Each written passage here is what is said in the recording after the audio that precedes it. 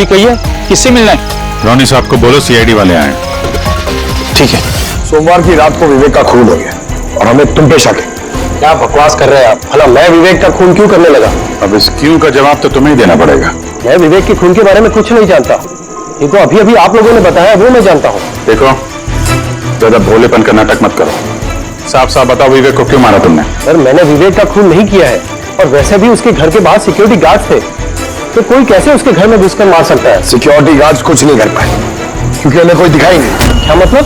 मतलब ये है कि एक ना दिखने वाला इंसान विवेक के घर में आया और उसने लाइट के जंक्शन बॉक्स के साथ कुछ छेड़छाड़ की, जिससे लाइट चली गई। सर, लाइट चली गई? मैं पता लगाता हूँ। नहीं मिस्टर रोनी, आप बाहर नहीं जाएंगे, अभी तो रुकिए, आपकी जान को खतरा है। ये वही खूनी हो सकता है। सिक्योरिटी! रोनी, आप हिलना मत। जी, सिक्योरिटी!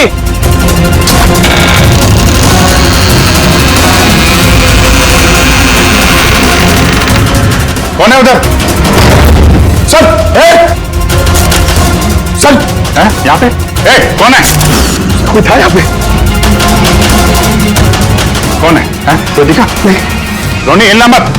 सिक्योरिटी, लाइट ऑन करो। सर, मैं भाग जाता हूँ। देखो। Oh no, Pankaj!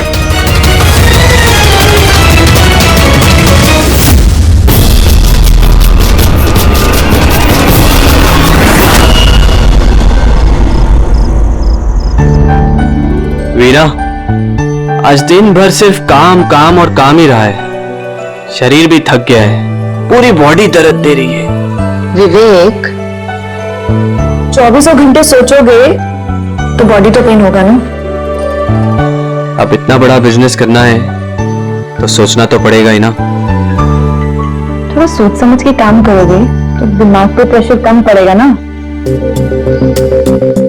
ये कोई गुड्डे गुड्डियों का खेल नहीं है जो चुटकी बजाते ही काम शुरू हो जाए और चुटकी बजाते ही खेल खत्म। समझ रही हो?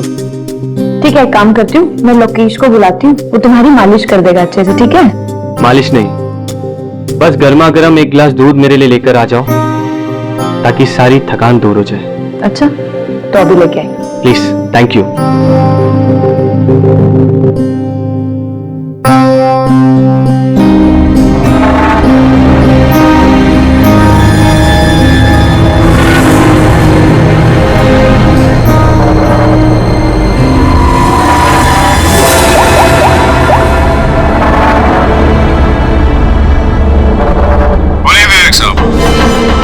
सब ठीक ठाक है?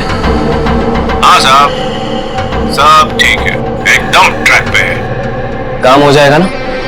आपको जुबान दिया साहब, काम हो जाएगा। जो भी तुम्हें सही लगे वो सब करो, तुम्हें पूरी छूट है, मगर उसको फिक्स कर दो। आप चिंता मत करो साहब, वो तैयार हो जाएगा। उसको तैयार करना मेरे बाएं हाथ का काम है। गुड।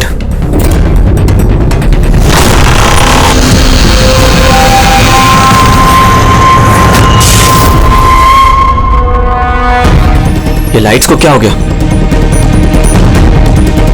वीना, वीना तुम हो? वीना, तुम बोलती क्यों नहीं? ये लाइट्स कैसे चली गई? लोकेश, वीना, कौन है? कौन है यहाँ पे? वीना, मजाक मत करो। देखो, देखो, मैं अंधेरे से नहीं डरता। विवेक साहब, विवेक साहब, विवेक साहब, लोकेश, वीना, लोकेश, जल्दी आओ, कोई है कमरे में। विवेक साहब, दरवाजा खोलिए। विवेक साहब,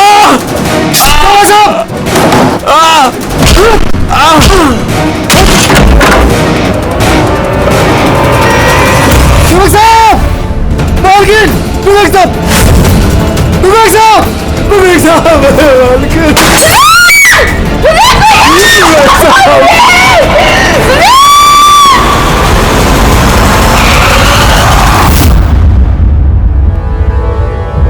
सर, लगता है कई बार चाकू से वार किया है। ये देखिए, कटने का और चाकू घोंपने का निशान है।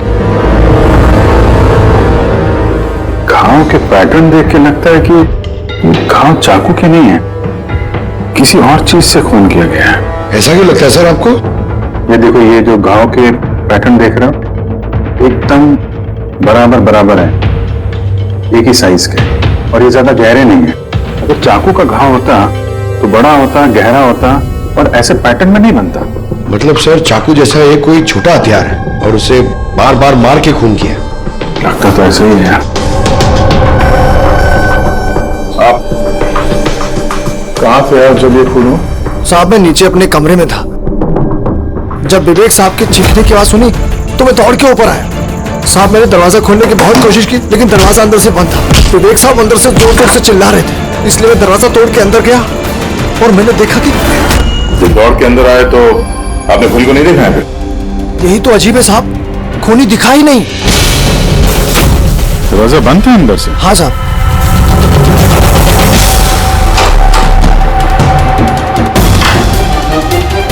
तुम अंदर आए तो यहाँ पे लाइट थी? साहब उस वक्त लाइट नहीं थी। जब मैं दरवाजा खोल के अंदर आया तो लाइट आ गई। कमाल है सर, ये कैसा खूनी है जो लाइट में भी नहीं दिखा? तो कहीं ये आत्मा। ये भी तो हो सकता है कि जब कमरे में अंधेरा था उसी वक्त खूनी दरवाजे से बाहर गया। साहब ऐसा बिल्कुल नहीं हो सकता। साहब अगर खूनी दरवाजे से अंधेरे में भी गया होता तो मुझे जरूर दिखा होता। मेरी आंखें बिल्कुल ठीक है साहब। कमरे से बाहर जाने का और कोई रास्ता तो दिख नहीं रहा है। वही तो, कमरे से बाहर जाने का एक ही रास्ता है, वो है ये दरवाजा। दरवाजा अंदर से बंद था और लोकेश ने ये दरवाजा खोला, और इसने तो यहाँ पे खूनी को देखा नहीं। कमाल है।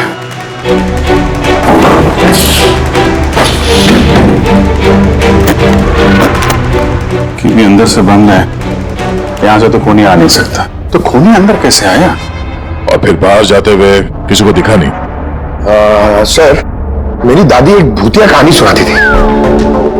पंकज, एक तो ये कहानी नहीं है, हकीकत है, और ये भूतिया नहीं है। सर ये हकीकत है, लेकिन भूतिया लगता है ना।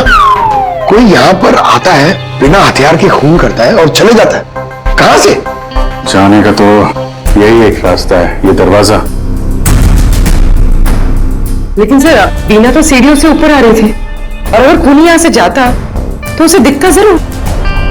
कमाल है यार, ये लाइट का आना जाना, इसका कुछ ना कुछ कनेक्शन है इस केस के साथ।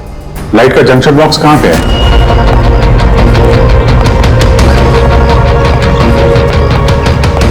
सर यही जंक्शन बॉक्स है।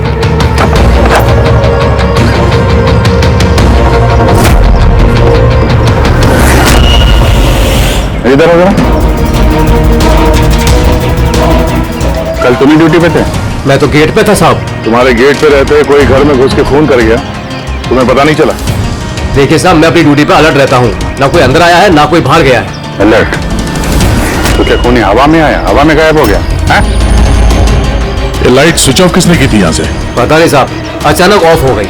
मैंने सोचा फ्यूज उड़ गया हो। या कोई स्पार्क वार्क हुआ था जंक्शन बॉक्स में? नहीं साहब, स्पार्क नहीं हुआ था, लाइट चली गई, और जैसे लाइट चली गई मैं जंक्शन बॉक्स की तरफ दौड़ा। देखा बाकी सबके घर में लाइट है, हमारी क्यों नहीं? और देखा साहब जंक्शन बॉक्स खुला था, जंक्शन बॉक्स का स्विच भी बंद था, और मैंने ऑन किया साहब। जैसे ही ऑन किया लाइट आ गई। कोई तो आया था यहाँ पे जिसने लाइट के साथ छेड़छाड़ की है। विवेक की बीवी वीना, उससे भी पूछ लेते हैं।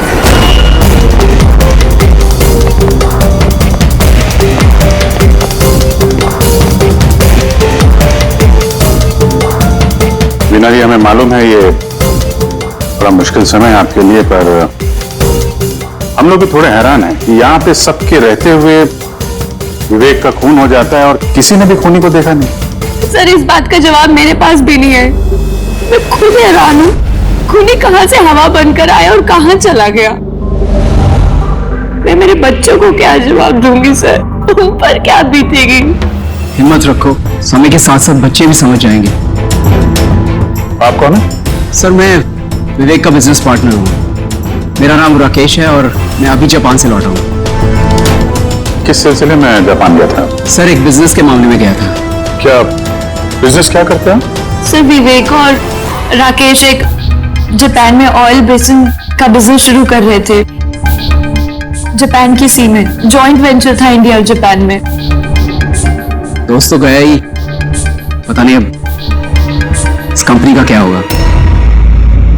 विवेक की किसी से कोई दुश्मनी थी क्या, या आजकल कुछ स्ट्रेस में हो, कोई धमकी भरे फोन, ऐसा कुछ? नहीं सर, कभी किसी की धमकी या फिर कुछ ऐसा उन्होंने नहीं बताया, लेकिन वो जापान की डील को लेकर काफी टेंशन में रहते थे। किस तरह की टेंशन? डील होगी भी या नहीं। लेकिन सर एक बात और थी। क्या? सर कुछ दिन पहले विवेक एक बहुत अजीब आदमी से मिले थे। अरे आप चिंता मत करो, आपने मुझ पर भरोसा किया, अपना वादा पूरा किया, अब मैं भी आपका वादा पूरा करूंगा। पुलिस को भनक भी नहीं होनी चाहिए। साहब पप्पन नाम है मेरा, मुझ पर भरोसा है ना? विश्वास है इसलिए काम दिया है तुम्हें। बस अब पप्पन का कमाल देखो।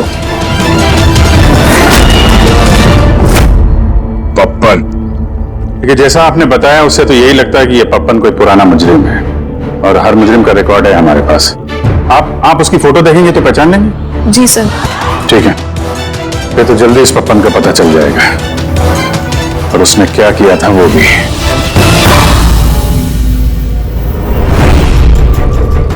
आप लोगों का शक एकदम सही बस, ये खून चाकू से नहीं हुआ। तो फिर किस हथियार से हुआ जो कोई भी देख नहीं पाया, यहां तक कि लोकेश को भी वो हथियार दिखाई नहीं पड़ा? हाँ बॉस, हथियार भी नहीं नजर आया, और कमाल की बात है खूनी भी दिखाई नहीं दिया। ये तो पहली हो गई, खून हुआ, खून ही नजर नहीं आया। घाव चाकू जैसे हैं लेकिन खून चाकू से नहीं हुआ। पहेली तो है अभिजीत, और इस पहेली को सॉल्व करने के लिए आप लोगों को कड़ी मशक्कत करनी पड़ेगी। देखो बस, हम लोग आत्मा में तो विश्वास नहीं करते, लेकिन साइंस से कुछ भी किया जा सकता है, और मुझे लगता है किसी मॉडर्न साइंस की टेक्निक का इस्तेमाल किया गया है इस खून में। हाईटेक खूनी? हाईटेक ही हो सकता है, वरना ना दिखने वाले खूनी को लाइट्स ऑफ करने की क्या जरूरत है? माना कि ये खूनी हाईटेक है, मगर कहीं ना कहीं उंगलियों के निशान तो छोड़े होंगे ना उसने? बिल्कुल है।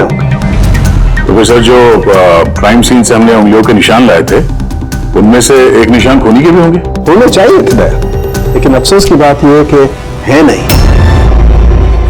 आप लोग जो भी फिंगरप्रिंट्स लेके आए, उसमें सिर्फ विवेक और उसकी पत्नी के फिंगरप्रिंट्स हैं, जो एकदम क्लियर है। बाकी के फिंगरप्रिंट्स एकदम स्मस्ट हैं, सब मिल गए हैं। ऐसा लगता है जैसे किसी ने ग्लव्स पहन करके दरवाजा खोला और बंद किया। प्लानिंग के साथ खून किया गया है, ताकि सबूत ही न मिले। काम करते हैं, इस विवेक के घर में जितने भी लोग हैं, उन सबसे अलग अलग स्टेटमेंट लेते हैं, सबसे पूछताछ करते हैं कि उस रात हुआ क्या था। खूनी ने अंधेरे का फायदा उठाया है, अब हम भी अंधेरे में निशाना लगाएंगे। सर, जब ये खून हो रहा होगा तो वो खूनी अंदर ही होगा सर। जैसे ही बीना बाहर गई उसने खून कर दिया।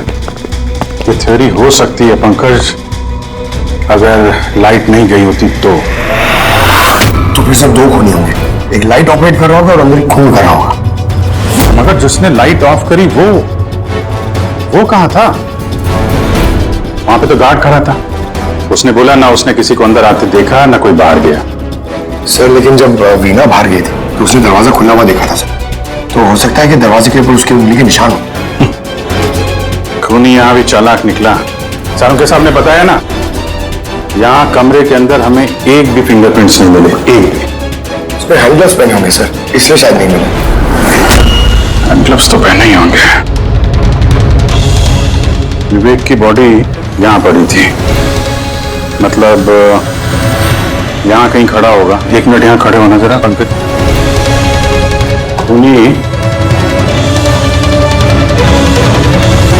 खूनी जब अंदर आया तो दरवाजा खुला हुआ था। जैसे ही लाइट गई, खूनी अंदर आया, उसने दरवाजा बंद किया, अंधेरे में उसने विवेक का खून कर दिया। क्योंकि जब मुकेश आया था तो ये दरवाजा अंदर से बंद था। हाँ सर, खूनी अंदर ही होगा सर। करेक्ट। और जैसे ही लोकेश दरवाजा खोल के आया, खूनी चुपके से यहां से निकल गया। लेकिन अगर खूनी यहां से गया है तो लोकेश तो नहीं खड़ा था, उसे तो दिखना चाहिए था ना खूनी। लोकेश का कहना है उसने सिर्फ यहाँ पे विवेक की बॉडी देखी थी खूनी उसे नजर नहीं आया। सर ये लोकेशन है, ये झूठ बोल रहा है सर। लगता तो नहीं है। इंटरोगेशन में अच्छे अच्छे झूठ बोलने वाले ना लड़खड़ाने लगते हैं, उनकी जबान कांपने लगती है। ऐसा लगता नहीं है वो झूठ बोल रहा है। तो फिर कौन है ये आदमी? वीना ने उसे महसूस किया, लोकेश ने उसे महसूस किया, लेकिन देखा नहीं।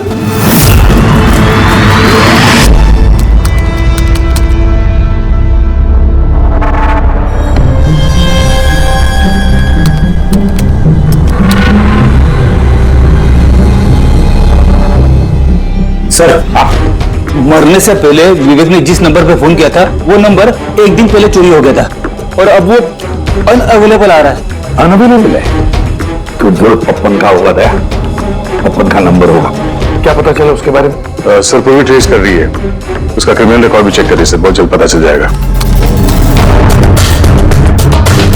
यही है। यही सर। हाँ सर ये देखिए सर, हमारे रिकॉर्ड्स में तो कई सारे पप्पन हैं, लेकिन वीना के बताए अनुसार ये वही आदमी जिसकी हमें तलाश है। सर ये वही आदमी है जिसे मैंने विवेक के साथ देखा था। हमारे रिकॉर्ड के हिसाब से तो ये मुजरिम बहुत ही खतरनाक है सर, खूनी है। और अगर विवेक ने इसे पैसे दिए हैं तो जरूर खून किया होगा इसने। और अभी ये बेल पे बाहर है और पुलिस स्टेशन पे हाजिरी देने के लिए जाता है रोज। कौन से पुलिस स्टेशन में जाता है ये हाजिरी देने के लिए?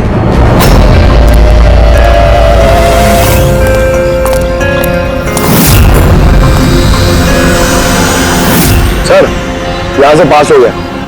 सब्जी ले लो भाई, सब्जी ले लो, सब्जी ले लो। सर पप्पन यहां से निकल गया। ले भैया तेरा ठेला संभाल ले। उसको उधर ही रोक के रख, चाहे वो रोए या हंसे तुम उसकी चिंता मत कर। जब तक वो हमारे पास है बाजी हमारे हाथ में है। तुम लोग मेरा इंतजार करो और कुछ भी गड़बड़ हुआ ना तुम में से किसी को नहीं छोड़ूंगा मैं। ये चिड़ी का गुलाम तुम्हारी तरफ गया है क्या? देखना जरा।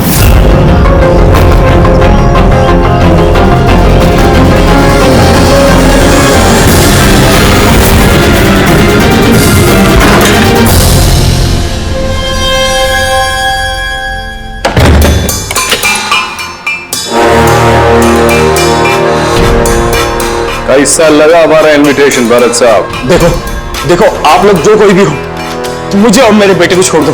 मैं आप लोगों से रहम की भीख मांगता हूँ। Okay fine.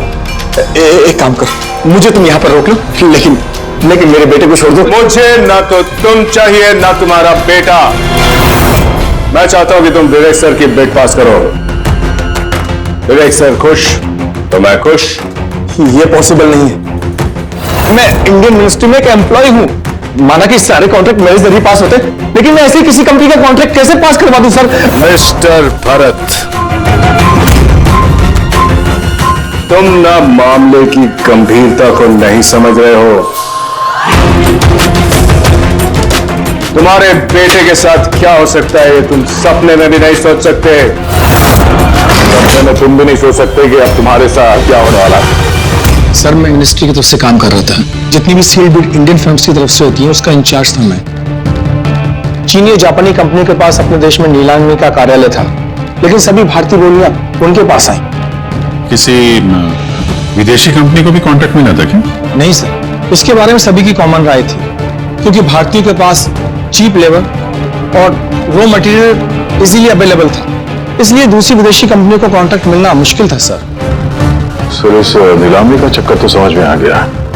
इस विवेक ने नीलामी को अपने फेवर में करने के लिए इनके बेटे को किडनैप किया, मगर विवेक को किसने मारा होगा और क्यों? ये काम तो जरूर किसी इंडियन कंपनी का ही है जो विवेक का कॉम्पिटिटर था। इसी चक्कर में हुआ ये सब। वो लिस्ट लाए ना आप, जो विवेक के अलावा इंडियन वीडियोस थे? ये सब जैसा आपने कहा था, आपके अकॉर्डिंग ये मैंने लिस्ट तैयार की। Thank you. कार्तिक, विवेक, इन दोनों के अलावा राकेश, प्रमेश, शिवानी, रोनी और नवीन। अच्छा भरत जी, इनमें से आपको कौन लगता है जो विवेक के खिलाफ बोली लगाने वाला सबसे ज्यादा? सर यानी ऐसा कोई आदमी जो विवेक के ये बिड जीतने से दुखी हो या फिर उसे कोई नुकसान हो।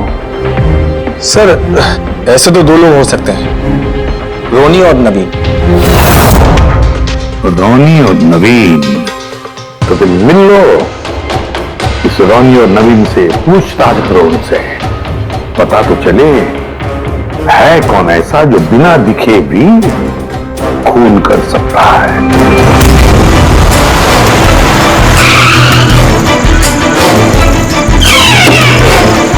जी कहिए, किससे मिलना है?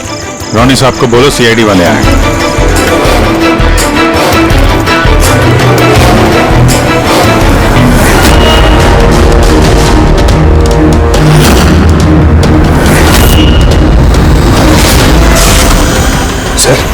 लाइट चली गई? मैं पता लगाता हूँ। नहीं मिस्टर रोनी, आप बाहर नहीं जाएंगे, अभी तो रुकिए, आपकी जान को खतरा है, ये वही खूनी हो सकता है। सिक्योरिटी! रोनी आप हिलना मत। सिक्योरिटी!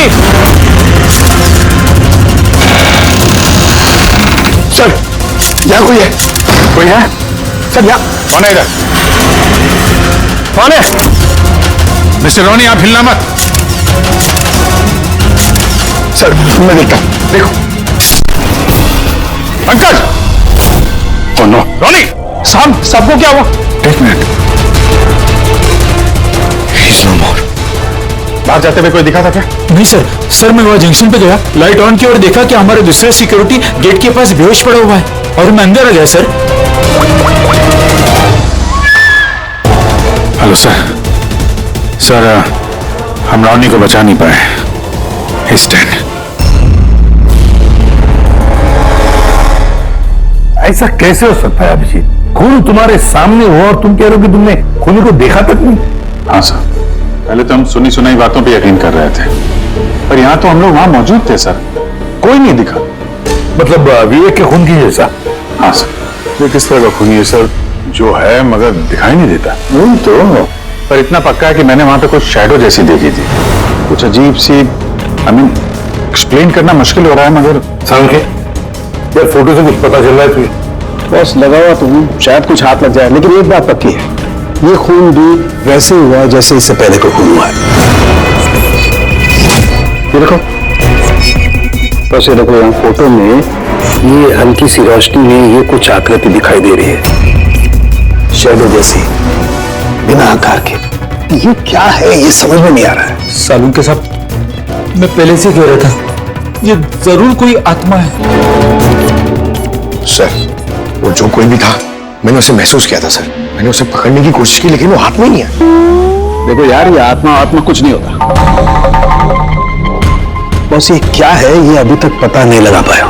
सांके, ये किस किस्म का हथियार इस्तेमाल किया इस खून ने?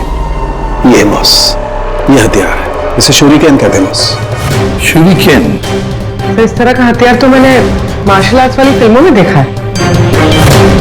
अरे इसे तो वो निंजाज यूज करते हैं, वो निंजा? सर वो जापानीज हथियार है, निंजाज स्टाइल के हथियार इस्तेमाल करते हैं। जापान निंजा, और ये ऑक्शन भी जापान में होने वाला है सर, तो कहीं इन सबका कनेक्शन जापान से तो नहीं? बिल्कुल है, जापान से कनेक्शन है। इस राकेश से मिलना पड़ेगा, वही गया था ना जापान किसी डील के बारे में बात करने। राकेश तुम विवेक के पार्टनर हो, है ना? तो तुम तो जरूर जानते होंगे कि विवेक ने बिड हासिल करने के लिए पप्पन नाम के किसी गुंडे को हायर किया था, भरत के बेटे को किडनैप करने के लिए, है ना? नहीं सर, इसके बारे में मुझे कुछ भी मालूम नहीं। अरे ऐसा कैसे हो सकता है, इतनी बड़ी बात और पार्टनर को पता नहीं? सर वो मुझसे काफी बातें छुपाता था, इसलिए बिजनेस में भी लॉस हो रहा था। वो इतना बेताब रहता था कि लॉस कवर करने के लिए वो क्या क्या करता था और कहां जाता था, मुझे बिल्कुल मालूम नहीं है। अच्छा, वैसे आप तो जापान गए थे ना विवेक के खून से पहले? हाँ गया। क्या करने गए थे आप? ऑलरेडी प्रोजेक्ट का मामला था, इसके लिए मैं जापान गया था, मगर विवेक यहीं से सारे ऑपरेशन हैंडल कर रहा था। ऑयल का प्रोजेक्ट? क्या क्या प्रोजेक्ट था, जरा डिटेल में बताओ तो सही। जापान में एक द्वीप है जिसे ऐतिहासिक और पवित्र माना जाता है। वहां के लोग ऑलड्रिक प्रोजेक्ट को लगाने के लिए मना कर रहे थे। पवित्र समंती द्वीप। क्या पवित्र है उस आइलैंड में? कुछ पुराने योद्धाओं को वहां पे दफनाया गया था, जैसे समुराइज, रॉनिन्स और निंजास। सामुराई, रोनिन, निंजास, पुराने योद्धाओं को दफना दिया था वहां पर। सर ये कोई इत्तेफाक है या कुछ और? ये जो निंजास है ये पुराने दौर के हथियार थे सर जापान में, पर आज भी काफी लोग इन लोगों को मानते हैं। तो वो लोग नहीं चाहते होंगे कि उस जगह पे ये ऑयल ड्रिलिंग हो और उन लोगों ने इन्हें। हाँ हो सकता है दया, हो सकता है, पर ये भी तो हो सकता है कि इन लोगों की आपसी दुश्मनी, कोई बिजनेस राइवल। सर ये नवीन तो नहीं हो सकता क्योंकि जब दूसरा खून हुआ तब मैं और पूरी उसी के साथ थे। तो फिर ये बचे 3 बिडर्स, शिवानी, रमेश और कार्तिक, तीनों को बुला लेते हैं यहां पर। कार्तिक, रमेश, शिवानी, तो तुम 3 भारतीय थे विवेक के साथ बिड करने में जापान में, मगर डील हमारे हाथ में आई नहीं और इसी वजह से विवेक और रोनी का खून हुआ है। कार्तिक आप कहाँ थे जब ये दोनों खून हुए? सर मैं मीटिंग में ही था, आप मेरे एम्प्लॉय से पूछ सकते हैं सर। और रमेश? सर मैं सामाजिक व्यक्ति हूँ और सर इसके अगवा सर वो अफसर हैं, और सर जिस वक्त खून हुआ वो उनका साथी था सर। तो ये भी तो हो सकता है ना कि ये खून तुम लोगों ने करवाया? सर हम क्यों खून करवाने लगे, सब अपने अपने नसीब का खाते हैं सर। और डील नहीं हुई तो क्या हुआ सर, कभी ना कभी कोई ना कोई डील तो हो ही जाएगी। वैसे आप कहाँ थे शिवानी जब ये खून हुआ? सर मैं जापान गई थी। और क्या करने गई थी आप जापान में? सर एक मजबूरी आ गई थी।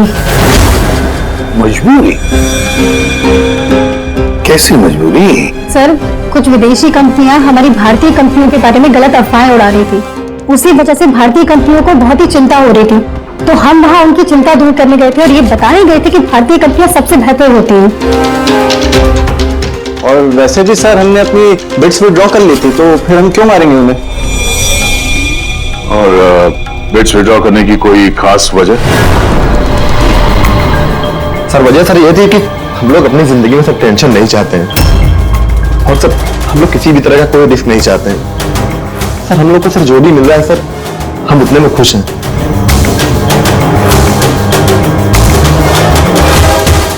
सर अब तो ये नवीन ही बचा, इसने तो बिड भी वापस नहीं लिया। तो कहीं नवीन ने तो नहीं ये सब किया? तो फिर ये भी तो हो सकता है कि अगला शिकार नवीन ही हो। नवीन, तुमने बिड क्यों नहीं कैंसिल की जब सारे लोग पीछे हट गए थे? ऐसे कैसे मैं पीछे हट जाता? इस कॉन्ट्रैक्ट को पाने के लिए मैंने कितने महीनों मेहनत की है पता है तुम्हें? मुझे लगा कि अगर ये कॉन्ट्रैक्ट मेरे हाथ में आ गया तो मेरी सारी दुनिया बदल जाएगी। अब तो दुनिया से जाने की ही नौबत आ गई है। तुम समझते क्यों नहीं हो? अगर तुम चले गए तो मेरा क्या होगा? डरने की कोई बात नहीं है, हमें कुछ नहीं होगा। सीआईडी की पूरी टीम हमारे साथ है। अरे सीआईडी वालों के सामने वो मार के चला गया, और सीआईडी वाले क्या किए? कुछ नहीं कर पाए वो। सीआईडी की टीम पे भरोसा रखो तुम, हमें कुछ नहीं होगा। पंकज तुम्हें पता है ना हमें क्या करना है? नो वरी, नो, मैं आता हूं।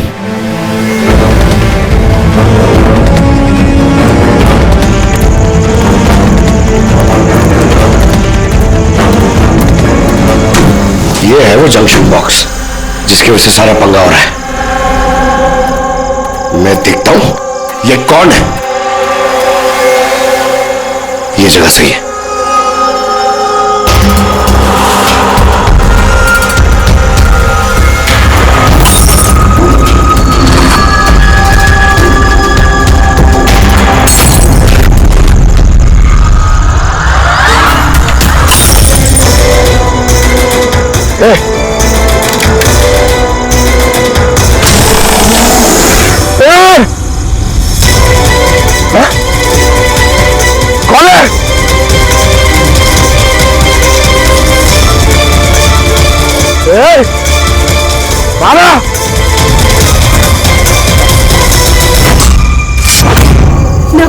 ये लाइट को क्या हो गया? कुछ नहीं हुआ।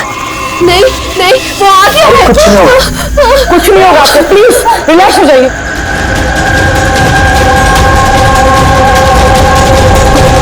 रिलैक्स हो जाइए।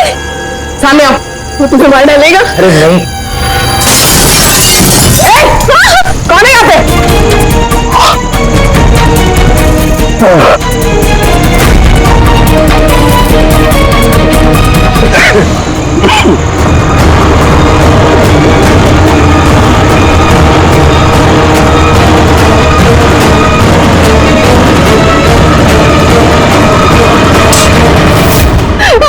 आप लोग ठीक है? हाँ?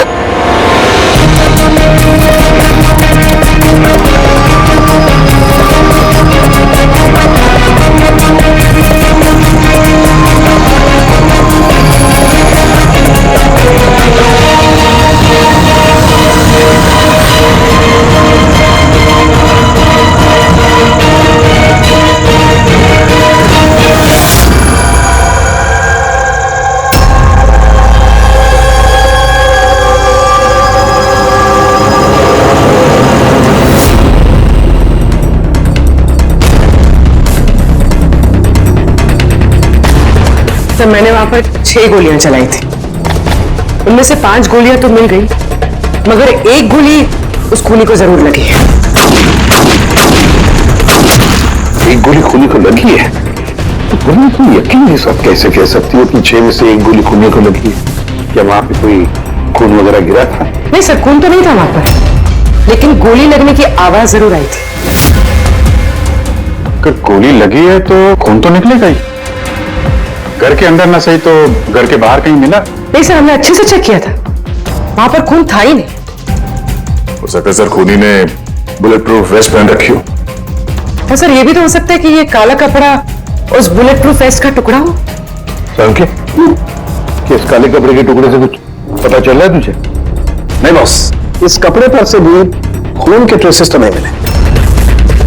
खून के अलावा कुछ मिला तुझे? हाँ, ये कपड़ा इतना काला है कि विश्वास नहीं होता है। इस पर से कोई भी रिफ्लेक्शन हो ही नहीं सकता है। रिफ्लेक्शन नहीं हो सकता? मतलब ये फ्रेडी कि जब आप किसी भी चीज पर लाइट डालते हैं तो वो लाइट थोड़ी सी रिफ्लेक्ट होके आपकी आंखों में आती है। इसी से पता चलता है कि क्या चीज है, उसका कलर क्या है, ये सब कुछ। लेकिन इस कपड़े पर अगर आप लाइट डालेंगे तो रिफ्लेक्ट होगी ही नहीं। इस कपड़े पे लाइट मारेंगे तो ये कपड़ा दिखेगा नहीं ना, मैं दिखाता हूं। ये देखो, ये यहां पर ये लाइट है। अब हम इसे ट्रैवल करते हैं इस कपड़े पर, और ये देखो लाइट गायब। माय गॉड, मतलब इस कपड़े ने सारी की सारी लाइट एब्जॉर्ब कर ली।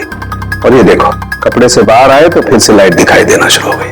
अजीब कपड़ा है, पूरी लाइट एब्जॉर्ब कर लेता है। पता ही नहीं चल रहा था कपड़ा है कि नहीं। एक साउंड के नवीन की जान को खतरा है, जो भी है जल्दी बता दे। बॉस,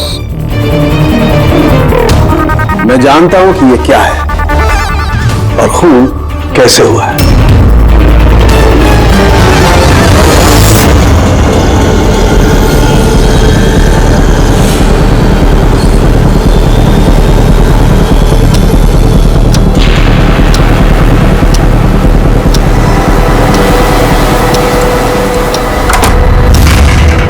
शिखा, क्या हुआ तुम्हें? क्यों इतनी परेशान लग रही हो? हमें कुछ नहीं होगा, रिलैक्स हो जाओ। कैसे रिलैक्स हो जाओ? तुम्हें कुछ हो गया तो? शिखा, मैंने बोला हमें कुछ नहीं होगा। नवीन, ये लाइट कैसे चली गई? अरे नवीन, वो आ गया है। कोई नहीं आया। तुम्हें मार डालेगा।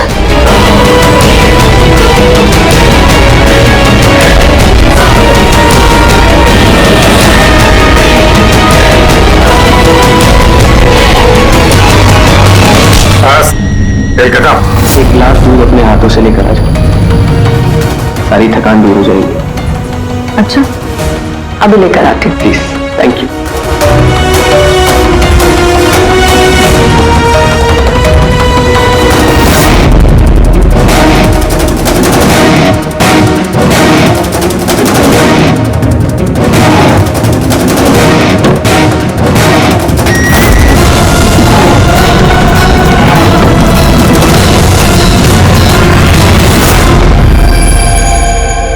मैंने सोचा नहीं था कि कोई मुझे भी पकड़ सकेगा। हमने भी नहीं सोचा था कि एक पत्नी अपने पति का खून कर देगी। अपराधी चाहे जितना दिमाग लगाकर अपराध को अंजाम दे, कहीं ना कहीं उससे कोई ना कोई गलती हो ही जाती है। मैंने तो कोई गलती नहीं करी, फिर भी आप लोगों ने मुझे पकड़ लिया। नहीं, गलती हुई तुमसे। ये कपड़ा पहन के तुमने बहुत अकलमंदी दिखाई थी, लेकिन इस कपड़े का टुकड़ा हमें खिड़की में से मिल गया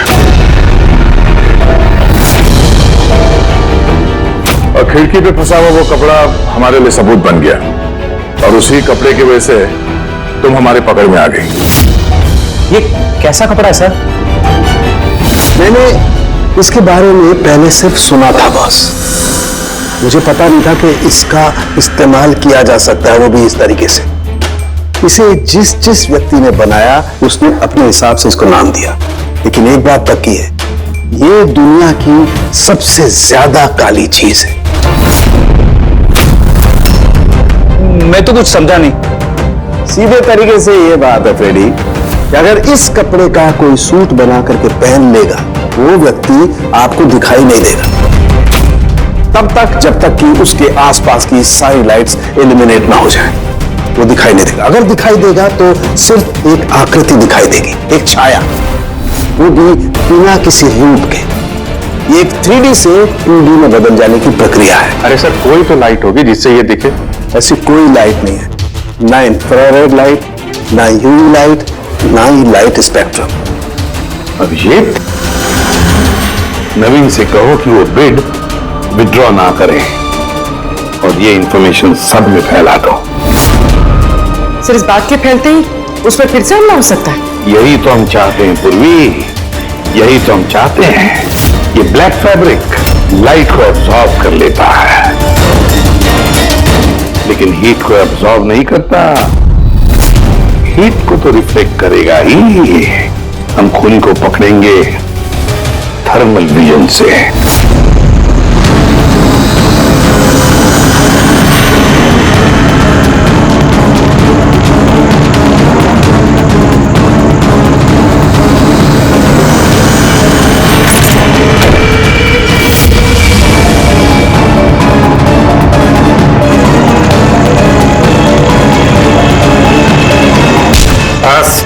खेल खत्म। किस तरह से इस काली ड्रेस की वजह से तुम्हारा खेल खत्म हो गया? अब जल्दी से बताओ, अपने पति का खून क्यों किया तुमने? नफरत थी मुझे उससे। उसकी बीवी कहलाते हुए भी मुझे शर्म आती थी। क्यों? ऐसा क्या करता था वो कि तुम्हें इतनी नफरत थी? ये जो बिजनेस था मेरे पापा ने उसे दिया था। इतना बड़ा एम्पायर खड़ा करके दिया उसे, और वो उसे मिट्टी में मिलाने की कोशिश कर रहा था। गुंडों के बदौलत कॉन्ट्रैक्ट लेता था। तुम्हारा मतलब है कि वो खुद अपना बिजनेस खराब कर रहा था? कर नहीं रहा था, कर दिया था। मेरी फैमिली बैंकरप्सी की गिनती में थी। बिजनेस खराब चल रहा था तो उससे बातचीत करती, उसे समझाती, उसे जान से मारती। मैंने उसे बहुत समझाने की कोशिश की थी, पर वो नहीं समझा और मजबूरन मुझे ये कदम उठाना पड़ा। मुझे मेरे बच्चों के बारे में सोचना था, उन्हें तो मैं भूखा नहीं मार सकती। तो इसलिए सारा बिजनेस तुमने अपने हाथ में ले लिया? हाँ, मैंने जापान की एक कंपनी को अप्रोच किया था छिपकर। छोटे छोटे कॉन्ट्रैक्ट और पैसों के बदले मैंने तय किया कि भारतीय कंपनी कॉन्ट्रैक्ट पर कोई बोली ना लगा सके, और इसीलिए मैंने सभी बोली लगाने वालों को मारने का प्लान किया। और उन्हें मारने के लिए ऐसे हथियार का इस्तेमाल किया जो निंजा से इस्तेमाल करते हैं? हाँ। क्या मिला ये सब करके? जेल। जिन बच्चों के लिए तुमने गुनाह का रास्ता अपनाया, अब वो बेचारे अनाथ हो जाएंगे।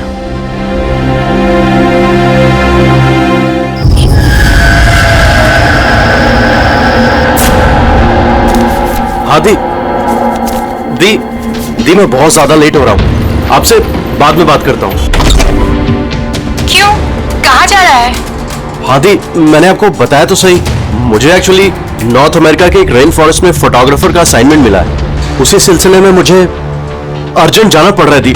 आप प्लीज क्यों क्या ये सब बाद में पूछना दी। क्या छिपा रहा है? जल्दी बता। अरे दी, मैं आपसे कुछ क्यों छिपाऊंगा दी, सच सबको पता चल जाएगा। बहुत दिनों से ये सच छिपा हुआ है, लेकिन सच को जहाँ पहुंचना है ना दी, वहां पहुंच के रहेगा। ये कौन सा सच पहुंच। और कौन कहाँ पहुंचेगा?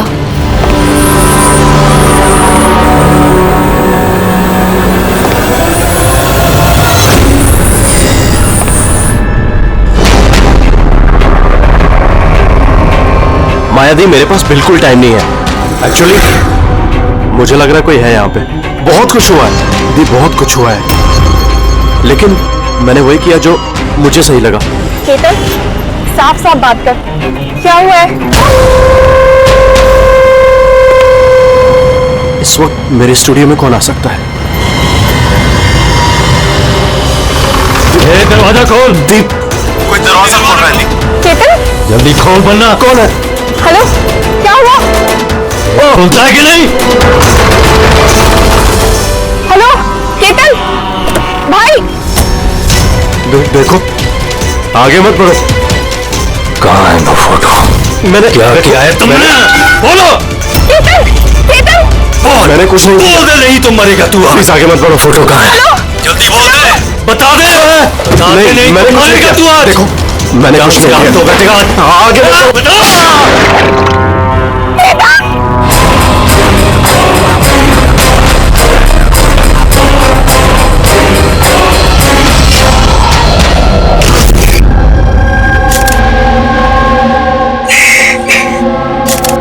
आप प्लीज बैठिए।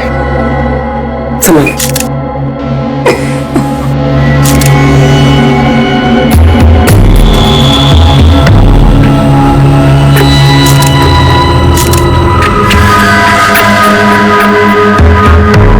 ये क्या?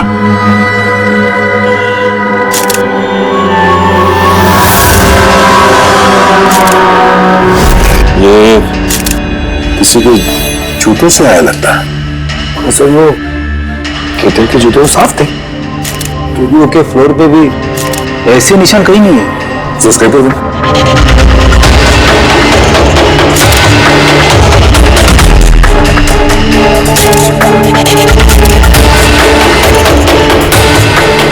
तो मिट्टी या टीचर तो नहीं लगता, ऑयल जैसा कुछ है। एक काम करो, स्टूडियो में जितने भी फिंगरप्रिंट सब उठा लो।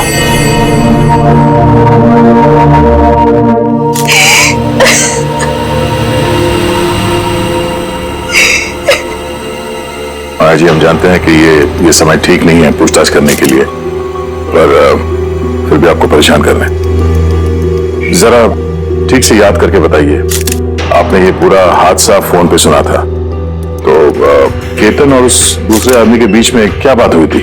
वो आते ही बुरी तरीके से केतन को मार रहा था।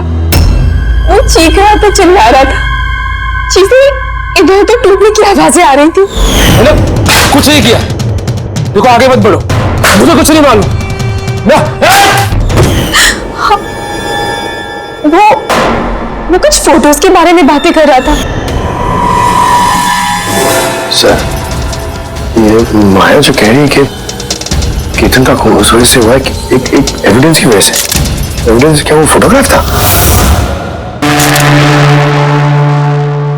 सर, केतन ने किसी कपल की इंफॉर्मेशन लिख के रखी है सर, ये देखिए। कोई मनन और शामली है जू से।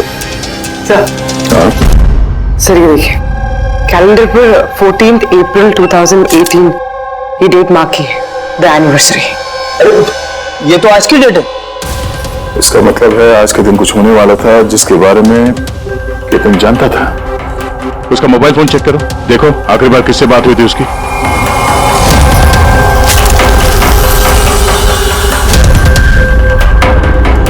सर, टीएम क्राफ्ट वर्कर्स को फोन किया था शाम को 8:30 बजे।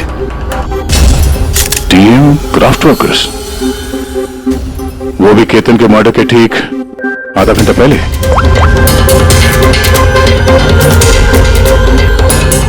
Hello, TM craft workers? जी बोलिए। हाँ, केतन ने आपको फोन किया था। किसने फोन किया था? आप कौन? मैं उसका दोस्त बोल रहा हूँ। हाँ, उनका फोन तो आया था। ये पूछने के लिए फोन किया था कि उनका गिफ्ट टाइम से डिलीवर किया कि नहीं। गिफ्ट? कौन सा गिफ्ट? एक फोटो फ्रेम था मनन और शामली के लिए।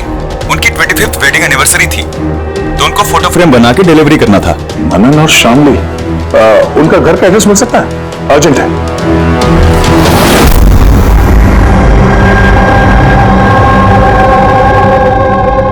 ये फोटो किसने भेजी? केतन? ये केतन कौन है? और इस तरह से हमारी फैमिली पिक्चर भेजने का क्या मतलब है? कैसे जानता है वो हमारी फैमिली को? अरे किसी ने कोई मजाक किया होगा। ये मजाक नहीं है। आप कौन? सीआईडी। सीआईडी? केतन नाम का एक मशहूर फोटोग्राफर था, उसका खून हो गया इस फोटो की वजह से।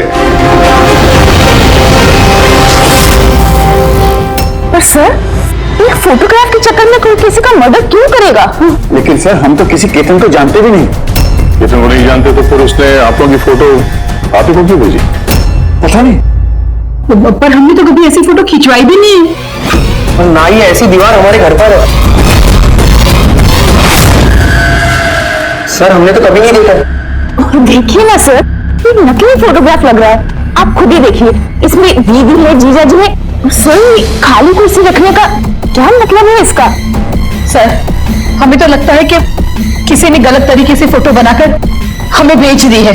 गलती से नहीं, जानबूझकर आया है आपके लिए ये, और वो भी अपनी जान कुर्बान करके। सर, किसी ने मनन की फैमिली को मर्डर के चक्कर में फंसाने की कोशिश की है। वैसे आप कौन? ये हमारे फैमिली फ्रेंड मिस्टर विक्रम। अच्छा, आपके फैमिली फ्रेंड। सर, इसमें मैसेज भी है। She is hiding, save her. शायद केतन आप लोगों से किसी को ढूंढने के लिए कह रहा है। ढूंढने के लिए?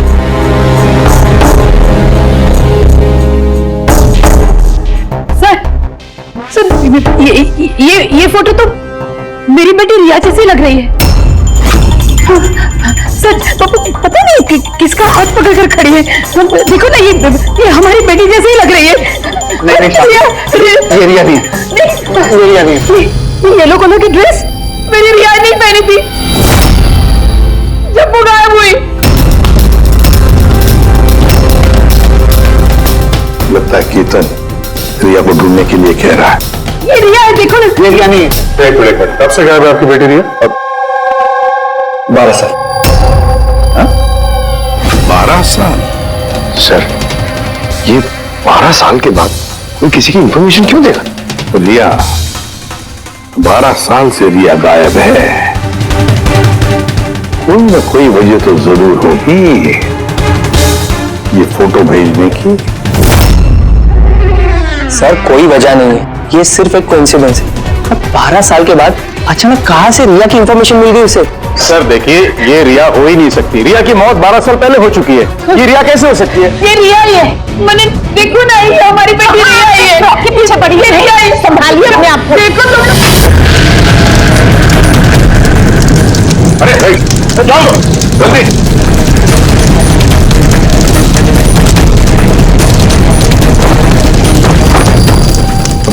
सर, ये फोटो तो जल गया, अब क्या करें?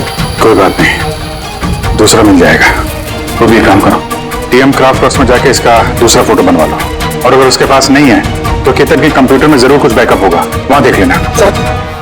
मनन और शामली, आप केतन को जानते हैं या नहीं जानते, इससे हमें कोई फर्क नहीं पड़ता, लेकिन एक बात अच्छी तरह से याद रखना, केतन ने अपनी जान दी है आपकी मदद करने के लिए। वो आप लोगों से किसी को बचाने के लिए बोल रहा है। कोई छिपी हुई है, उसे ढूंढने के लिए बोल रहा है। और वो कौन है और कहां छुपी है वो तो हम ढूंढ ही लेंगे। एक बात अच्छी तरह से याद रखना, जितने भी लोग यहां पर हैं, उनमें से कोई भी ये शहर छोड़कर नहीं जाएगा जब तक हमारी तहकीकात पूरी नहीं होती। हमें तुम सब पर शक है, सब पर। एक मिनट के लिए मनन, शामली, आयशा और विहान इनके इस नकली फोटोग्राफ को बाजू में रखते हैं और उनके पीछे जो दीवार है उन पर कंसंट्रेट करते हैं, ये फ्रेम्स और ये जो पीछे लिखे हुए नंबर्स पर। अब शामली ने इशारा किया था इस फ्रेम पर, 3 नंबर वाली फ्रेम पर, पीले रंग का फ्रॉक पहनी हुई और किसी का हाथ पकड़ा हुआ है उस लड़की ने। श्यामली को एकदम से लगा सर ये फोटो में ये बच्ची उनकी खोई हुई बेटी रिया है। और फिर ये message, she is hiding, save her. लेकिन सर विक्रम तो बार बार कह रहा था कि रिया मर चुकी है। हो सकता है ये मैसेज रिया के बारे में हो सकता है वो अभी जिंदा हो। बिल्कुल हो सकता है पूर्वी, बिल्कुल हो सकता है। और शायद केतन यही कहना चाहता है इन लोगों को, मनन के फैमिली को, कि शायद रिया जिंदा है और उसे मदद की जरूरत है। लेकिन सर उसे इतनी मेहनत करने की क्या जरूरत थी? फोन कर देता सीधे और बोल देता जो भी बोलना है रिया के बारे में, या फिर पुलिस को इन्फॉर्म कर देता। सर हो सकता है उसे किसी ने डराया धमकाया हो और तभी तो मजबूर होकर उसने ये सब किया है। केतन ने तो अपना फर्ज निभाया है और हम उसकी मेहनत को बेकार नहीं जाने देंगे। पूर्वी एक काम करो, ये पूरा का पूरा फोटोग्राफ किसी अच्छे फोटो लैब में लेकर जाओ और ये पीछे टंगी हुई जो छोटी छोटी फ्रेम्स है ना, उनको अच्छी तरह से चेक करो। और ये भी देखो ये जो वॉल है पूरी, क्या वो फोटोशॉप तो नहीं की गई है? और रिया के लापता होने की एफआईआर की कॉपी भी चाहिए हमें। केतन मनन की फैमिली को तो नहीं जानता था, तो ऑब्वियसली रिया को भी नहीं जानता होगा। तो फिर उसने मनन की फैमिली को ये इंफॉर्मेशन क्यों दी और इस तरह से क्यों दी? सर केतन का खूनी जरूर रिया के फैमिली से जुड़ा हुआ है सर। इन सारे लोगों के फोन रिकॉर्ड्स चेक करो फ्रेडी, और साथ साथ केतन के फोन रिकॉर्ड्स भी। और एक बात, मनन की फैमिली पर कड़ी नजर रखो और साथ साथ उनका जो दोस्त है ना विक्रम, उस पर भी देखो ये लोग कहां कहां जाते हैं, किस किस से मिलते हैं, क्या क्या करते हैं। एक एक बात पर कड़ी नजर रखो, एक एक बात की खबर रखो। केतन के साथ जितने भी लोग काम करते थे ना, उनसे मिलना पड़ेगा। आप दोनों तो केतन को बहुत अच्छी तरह से जानते थे, तो कभी उसने आप लोगों को बताया किसी छोटी सी बच्ची के बारे में, जू के एक फैमिली के बारे में, उनके फैमिली पोर्ट्रेट के बारे में? जी नहीं सर, मुझे तो अब तक उसने कभी कुछ नहीं बताया। अच्छा, केतन सिर्फ आपके लिए काम करता था या और भी कुछ करता था किसी और के लिए भी? केतन मेरे लिए फैशन फोटोग्राफी करता था, साथ ही साथ बड़े बड़े फैशन हाउसेस के लिए एक्सक्लूसिव कैटलॉग शूट करता था। माया, आप केतन की बहन है तो आपको तो पता होगा वो किस किस से मिलता था।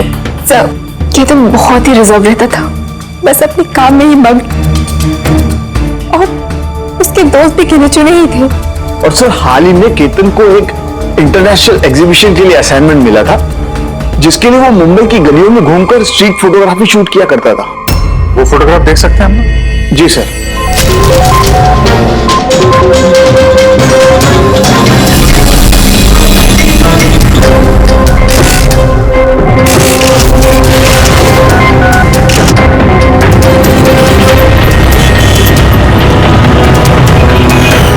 इतना अच्छा पोर्टफोलियो बनाया था सर, एग्जीबिशन में सबमिट ही नहीं किया। बहुत परेशान हो गया था वो।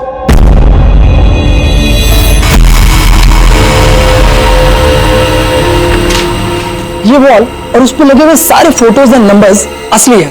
और बाकी सब? जिसने भी ये बनाया है उसने सिर्फ इस वॉल के ऊपर फैमिली वालों की फोटोज डाल दी है, इस खाली कुर्सी के साथ, ताकि ऐसा लगे कि फैमिली वालों ने इस वॉल के आगे बैठकर फोटो खिंचवाई। हाँ, लेकिन ये दीवार तो पक्का असली है। काफी एक्सपर्ट इंटीरियर डिजाइनिंग का काम लगता है। मैग्नेटिक वॉल है ये, आजकल बहुत कम जगहों पर देखने को मिलती है। Magnetic wall? हाँ, मैग्नेटिक वॉल बनाने के लिए वॉल को एक स्पेशल पेंट से पेंट किया जाता है, जिसके केमिकल कंपोजिशन में मैग्नेटिक एलिमेंट्स होते हैं, जो उस दीवार को मैग्नेटिक प्रॉपर्टीज दे देते हैं। यानी ये दीवार तो ऑलमोस्ट मैग्नेट जैसी है। एकदम सही। अब उस पर कोई भी मेटेलिक चीज बिना किसी हुक या कील के चिपका सकते हो या निकाल सकते हो। उसी तरह ये वॉल भी मैग्नेटिक वॉल है। Thank you. Thank you ma'am. Mumbai की गलियों में घूम घूम के फोटोग्राफी कर रहा था, जरूर वहीं पे इसे रिया के बारे में कोई ना कोई क्लू मिला होगा। वहीं किसी गलियों में।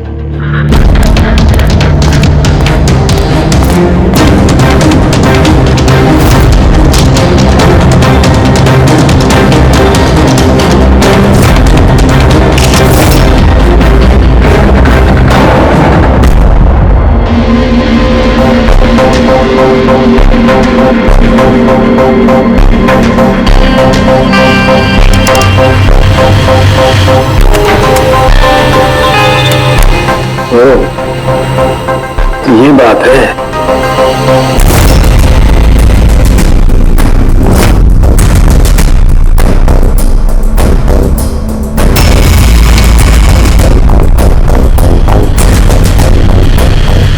सर ये देखिए,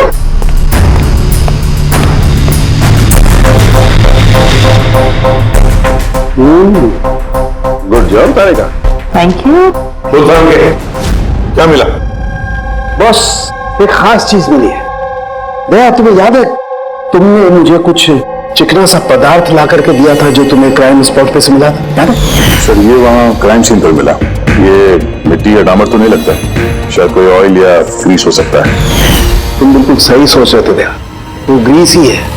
बॉस मुझे उस पदार्थ में ग्रीस के ट्रेसेस मिले, और ये ग्रीस इतनी पुरानी है कि अब तो अपना केमिकल कंपोजिशन भी बदलने लगे। एक मिनट साहब की पुराने मतलब कितने पुराने हैं? मतलब बॉस जिस जगह से ये ग्रीस के धब्बे मिले हैं वो जगह काफी पहले बंद हो चुकी होगी। और सर केतन के नाक के फ्लूइड्स में से मुझे ये एक्रिलिक, नायलॉन, पॉलिएस्टर, पॉलीप्रोपिलीन इन सब चीजों की ट्रेसेस मिले, और उसके लंग्स में भी ये सारी सेम चीजें मिली है, fabric fibre. Nylon, polyester, olefin, acrylic, ये सब सारी चीजें तो फैब्रिक से जुड़ी हुई है।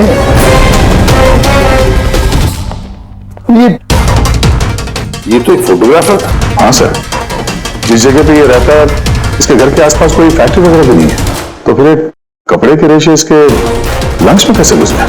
हो सकता है ऐसी जगह पे आता जाता हूँ।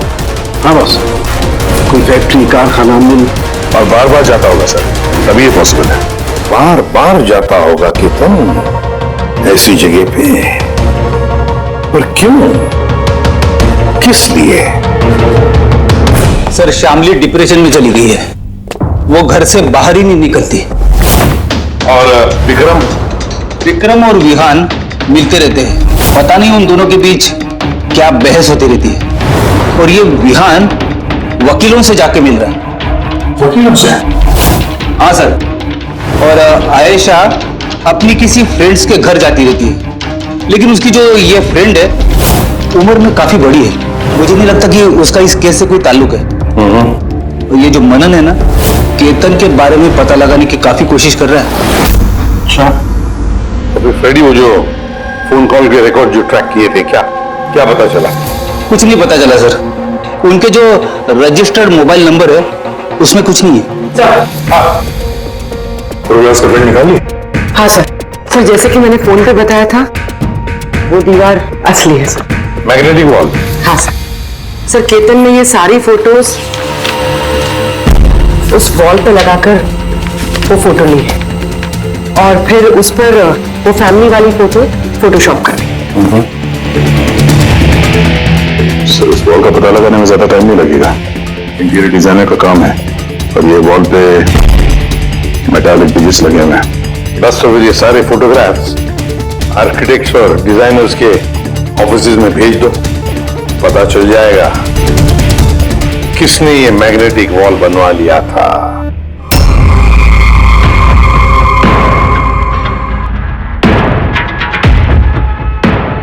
ये जो फैमिली बैठी हुई है, इनके पीछे जो दीवार है वो आपने बनाई है क्या? सर एक एनआरआई इंटीरियर डिजाइनर है, वो अपने बोल्ड और क्रिएटिव डिजाइन को लेकर काफी फेमस है, हो सकता है उसी ने वो बनाई हो। ऑफ कोर्स ये मेरे ही डिजाइन्स है, मैजिक लाइफ एड लैब्स के लिए डिजाइन की थी मैंने।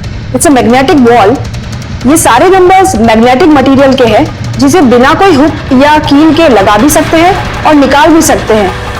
लेकिन मेरे डिजाइन्स के हिसाब से ये सारे सीरियल नंबर्स में थे, जैसे 1 2 3 4 5 6 7 8 9 10।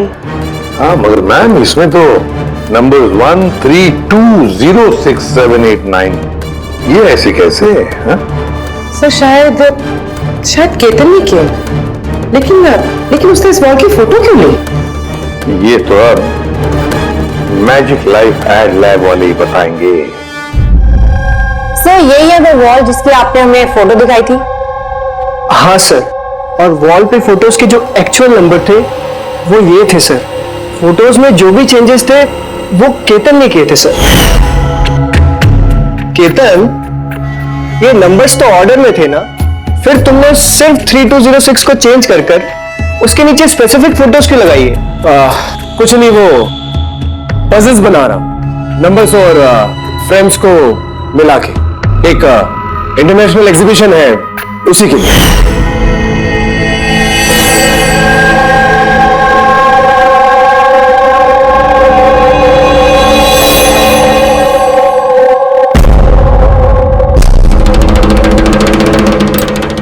आप लोगों ने केतन को परमिशन कैसे दी है सब करने के लिए? दरअसल सर, केतन हमारे साथ पहले भी काम कर चुका है और वो एक इंटरनेशनल एग्जीबिशन के लिए कुछ फोटोज ले रहा था और इसलिए उसको ये वॉल की जरूरत थी, तो हमने उसे ये वॉल यूज करने दिया। यस सर, एंड कुछ पजल की बात कर रहा था, कुछ समझ में नहीं आ रहा था सर। पजल है?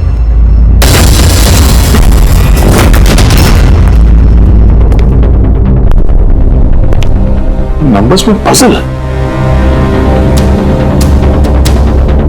उस पोर्ट्रेट में 3206 था और उसके नीचे जो फोटोग्राफ्स हैं, तो वो फोटोग्राफ्स ही पजल तो नहीं? हो सकता है केतन हमें उन फोटोग्राफ्स के जरिए रिया की कहानी बताना चाहता हो।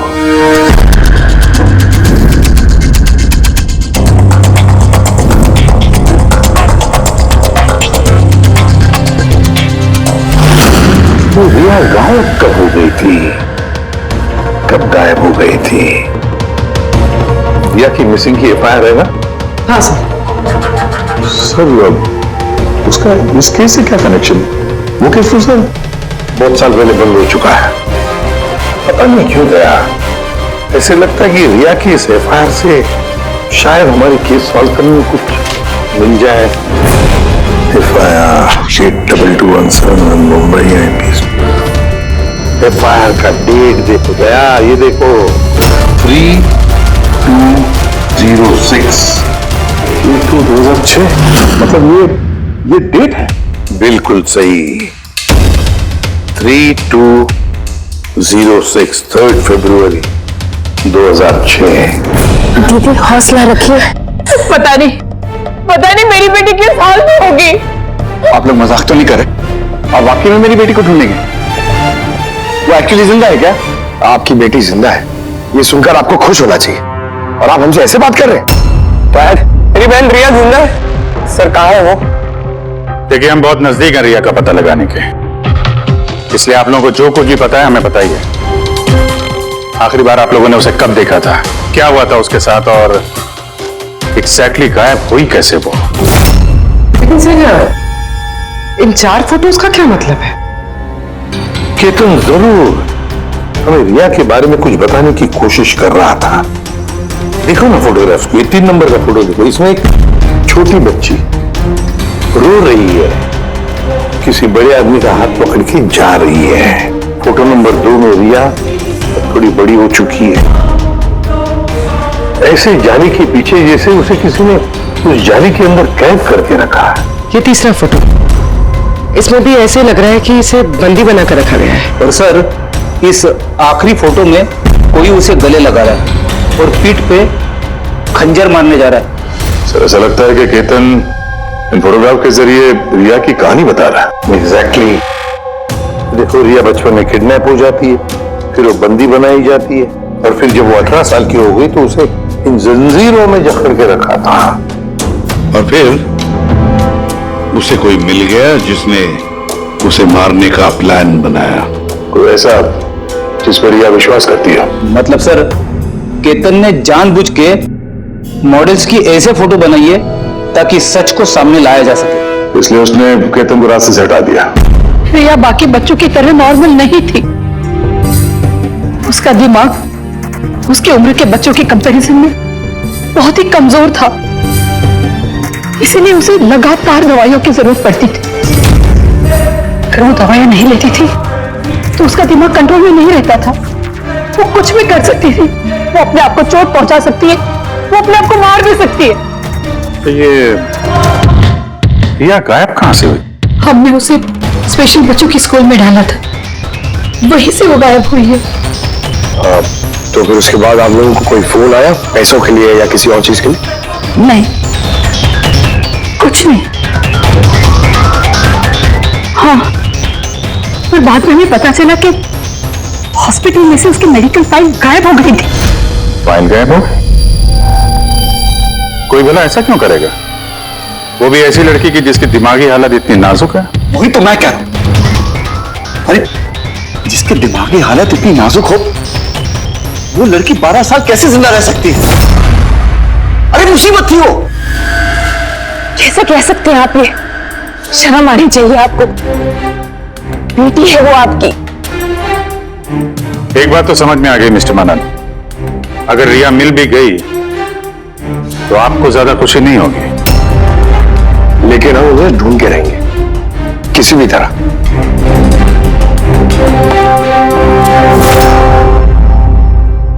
दया, इस फोटो को गौर से देखो। देखो रिया बड़ी हो गई है, 18 साल की हो गई है, लेकिन उसके पैरों में जंजीर जकड़े हैं। सर ये पीछे ये खिड़की कारपेट दिख रहा है पीछे। एक्रिलिक, नायलॉन, पॉलिएस्टर, पॉलीप्रोपिलीन, इन सब चीजों की ट्रेसेस मिले। ये सारी चीजें फैब्रिक से जुड़ी हुई है, कारपेट से। ये केतन फोटोज के जरिए ये बताने की कोशिश कर रहा था कि ये रिया किसी पुरानी मिल या फैक्ट्री में है। सर, चौथे फोटो में ऑयल कैन और खाली बक्से। और वो केतन के स्टूडियो में हमें ग्रीस के धब्बे भी तो मिले थे। तो शायद खूनी केतन के स्टूडियो में वहीं से जा रहा था जहां रिया कैद है। तीसरी फोटो में वो कारपेट वाली गली और चौथे में वो फैक्ट्री। सर ये दोनों जगह आसपास होगी। पहले ये पता लगाना पड़ेगा कि कारपेट वाली गली के आसपास कोई बंद पड़ी हुई पुरानी फैक्ट्री है क्या? जो भी करना है जल्दी करना पड़ेगा बॉस, क्योंकि हमारे मनन के घर जाने के बाद खूनी खुद सामने नहीं आएगा। शायद किसी से वो काम करवाएगा।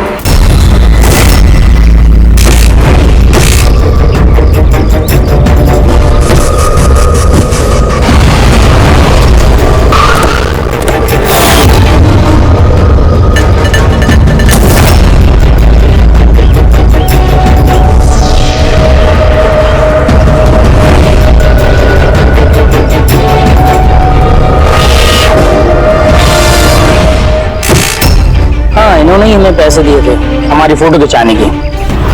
2 दिन के लिए आए थे, तीसरे दिन भी दिखे थे, लेकिन वो शायद किसी का पीछा कर रहा था।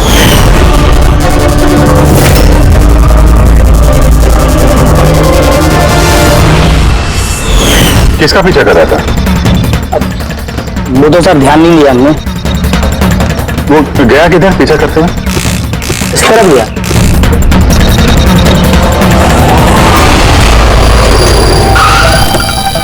हाँ पहुंच गया हूं मैं, फिक्र मत करो, जिंदा नहीं बचेगी वो।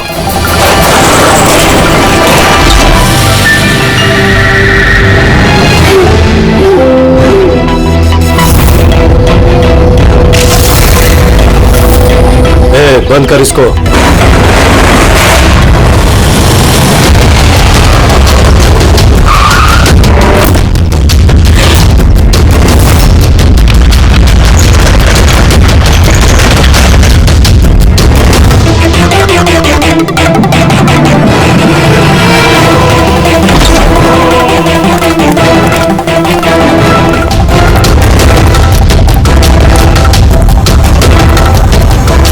मजबूरी है, बच्ची को खत्म करना पड़ेगा।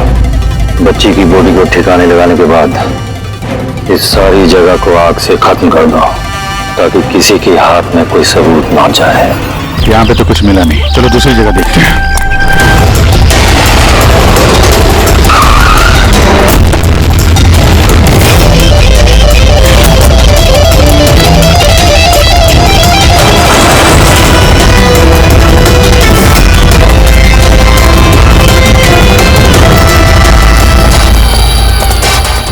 रिया, रिया, तुम्हारे मम्मी पापा के पास ले जाने आए।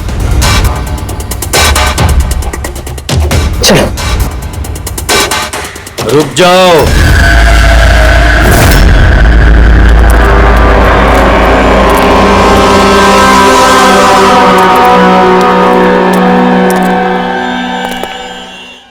बेटा,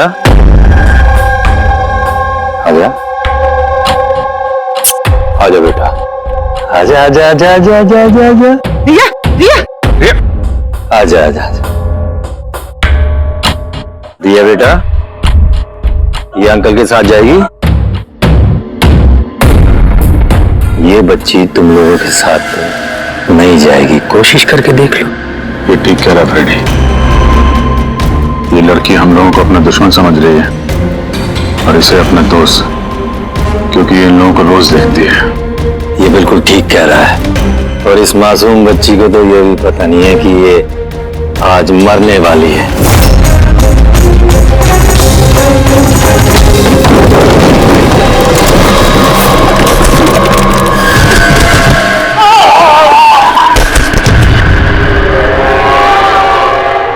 कौन है तुम लोग? किसने भेजा तुम्हें?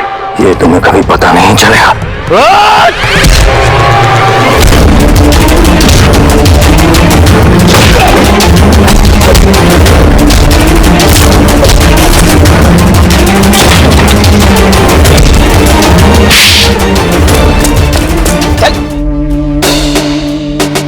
ये तो गया। किसने भेजा तुम लोगों को? हैं? सर साहब, मुझे कुछ नहीं मालूम था, सब कुछ नहीं मालूम। जिसको पता था वो तो मर गया। अब कैसे पता चलेगा सर, किसने भेजा था इन्हें? रिया तो बेचारी इतनी डरी हुई है, कुछ बोल भी नहीं सकती। रिया बोल नहीं सकती, मगर पहचान तो सकती है। मतलब रिया ने इस खूनी को पहचाना। क्यों? क्योंकि उसे हर रोज मिलती थी, उसे हमेशा देखती थी, उसे लगता था कि ये उसका अपना कोई है और इसीलिए उसके साथ जाने के लिए राजी होगी। तो फिर रिया उसे भी पहचान लेगी जिसने 12 सालों से उसको यहाँ पे कैद करके रखा है, जो उससे हर रोज बात करता है और जिसने इसे मारने के लिए इन लोगों को यहाँ पे भेजा था। अब रिया बताएगी कि असली गुनहगार कौन है। रिया, जाओ रिया। अच्छा मेरी बच्ची, आ बेटा।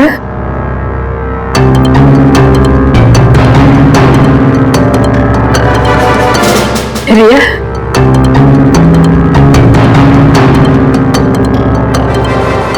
आजा मेरी बच्ची, अपनी माँ के पास आजा बेटा। आ बेटा,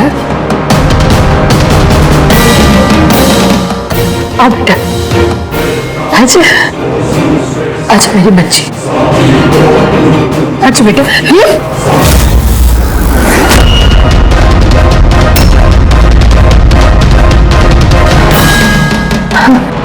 ये तो कमाल हो गया कामली जी, आपकी बेटी 12 साल के बाद आपसे मिलती है, लेकिन आपके पास नहीं,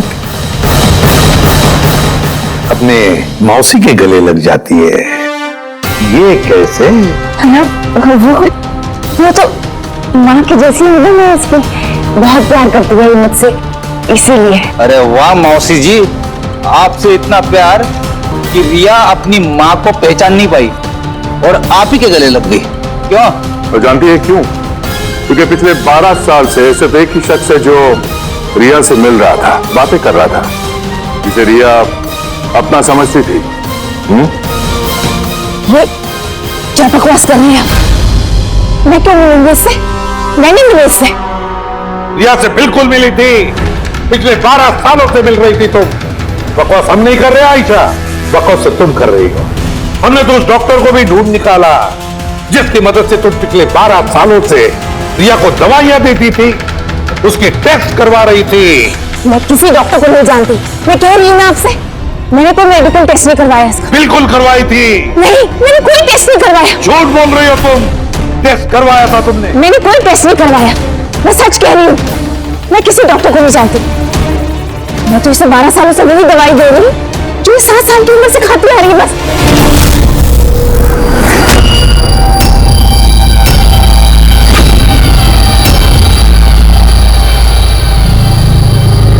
बस गई ना? हाँ? इस आदमी को आपने भेजा था रिया को मारने के लिए, उसके मोबाइल में हमें उसका नंबर मिला जो इत्तेफाक से आपकी दोस्त है। जिससे आप अक्सर मिलती हैं। आयशा, तुमने ये सब क्यों किया? विहान के लिए। मेरा डिवोर्स हो चुका था, मेरी जिंदगी का वैसे भी कोई ठिकाना नहीं था। मैं विहान को किसके सहारे छोड़ती? मुझे ऐसा लगा कि ये पूरी प्रॉपर्टी, पैसा, ये सब मेरे बेटे को मिलना चाहिए, रिया को नहीं। रिया तो वैसे भी दिमागी मरीज है। तुमने अपने बेटे के भविष्य को संवारने के लिए अपनी बहन की बेटी की जिंदगी को अंधेरे में धकेल दिया। हाँ? रिया के गायब होने के बाद मनन और शामली ने तुम्हारे बेटे विहान को गोद ले लिया। यही प्लान था ना तुम्हारा? तुम इतनी गिर गई कि तुमने एक छोटी सी बच्ची को मारने की कोशिश की। मैं उसे मारना नहीं चाहती थी, मां हूं मैं भी। मेरा यकीन मानिए, मैं रिया को चोट नहीं पहुंचाना चाहती थी। बहुत कोशिश की मैंने उसे संभालने की, लेकिन संभाल नहीं पाई और इसीलिए तुमने रिया को मारने का प्लान बनाया। ये केतन कहां से बीच में आया और उसे रिया के बारे में कैसे पता चला? केतन के साथ मेरा अफेयर चल रहा था। भले उम्र में वो मुझसे छोटा था, पर मैं उसकी मदद करती थी। काफी बार मैंने उसे पैसे दिए उसके काम के लिए। सिर्फ बॉयफ्रेंड था, उसने तो तुमसे दिल और जान से प्यार किया। क्या वही इसका कसूर था? तो तुम्हारा बॉयफ्रेंड था तो तुमने उसे मारा क्यों?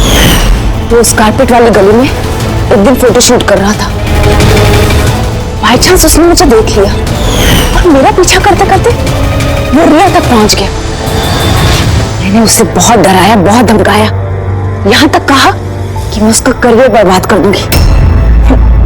लेकिन नहीं, शायद उसमें इंसानियत जाग रही थी, इसलिए मुझे उसे मरवाना ही पड़ा। वाह, बहुत खूब। कैसी मां हो तुम? 12 साल से एक मासूम बच्ची को अपनी माता पिता से दूर रखा। क्या मिला तुम्हें? हा? भूल गई तुम कि देर से ही सही सच्चाई तो सामने आ ही जाती है। अपने स्वार्थ के लिए बहुत बड़ा जुर्म किया है तुमने। कानून तुम्हें कभी माफ नहीं करेगा। कड़ी से कड़ी सजा होगी तुम्हें, कड़ी से कड़ी सजा। इस तरह के और भी एपिसोड देखने के लिए हमारे चैनल को सब्सक्राइब करें और बेल आइकन दबाना ना भूलें।